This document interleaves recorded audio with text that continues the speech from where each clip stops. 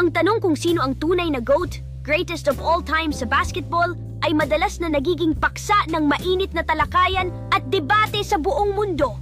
Maraming pangalan ang lumalabas, ngunit ang dalawa sa pinakakaraniwang tinutukoy ay sina Michael Jordan at LeBron James. Si Michael Jordan ang itinuturing na isa sa mga pinakamagaling na manlalaro sa kasaysayan ng basketball. Mayroon siyang 6 na NBA championships, 5 MVP awards, at kilala sa kanyang kakayahan sa pag-score at clutch performances sa mga crucial moments. Ang kanyang impact sa laro at kultura ng basketball ay napakalaki. Si LeBron James ay isang versatile player na kilala sa kanyang kakayahang maglaro sa iba't ibang posisyon. Si LeBron ay may 4 na NBA championships at 4 na MVP awards at patuloy na naglalaban sa pinakamataas na antas kahit sa kanyang mga huling taon sa liga.